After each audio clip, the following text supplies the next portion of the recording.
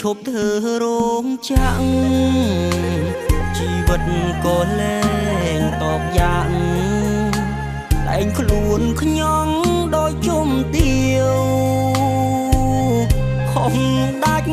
ពីមុនឈ្មោះជាប្រពន្ធអាស្ទាវថ្ងៃណាក៏ចានក្នុងរាវធ្វើបាបនាងយំអត់លែ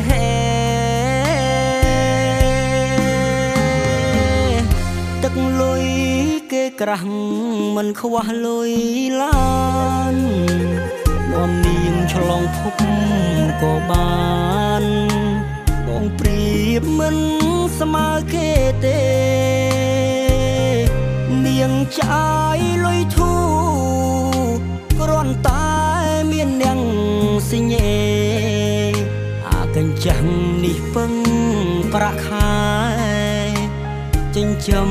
ខ្លួនមិនរុងថងបងដោយស្បីដែលស្រីដល់ចូលទាំងរឹងប្តីកញ្ចាក្លិនខ្លួនខ្មើខ្មឹងមួយថ្ងៃឃើញងូតទឹកម្ដងនាងធ្វើត្រូវហើ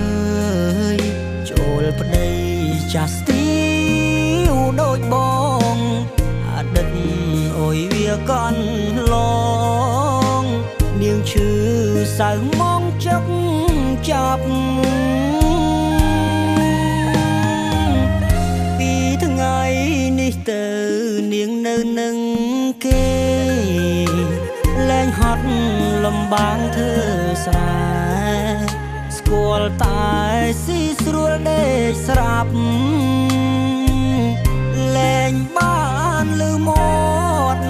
អាកញ្ចាំងនេះស្រមកអើយស្ដាប់ជាតិនេះរូបបងមានបាបជាតិក្រោយបងសងនាងវិញ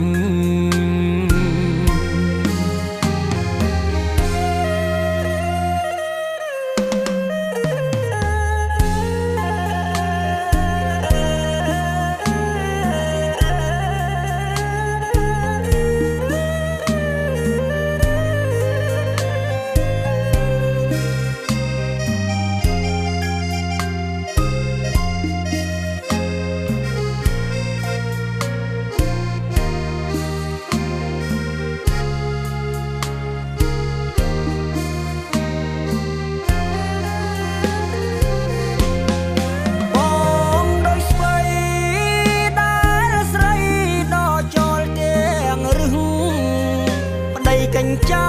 ក្លិនខ្លួនខ្មើខ្មឹងមួយថ្ងៃឃើញងូតទឹកម្ដ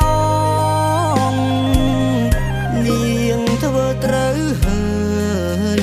ចូលប្តីចាស់ស្ទីវដូចបងអតីតអុយវាកន់ឡងនាងឈឺសៅមកចុកចាប់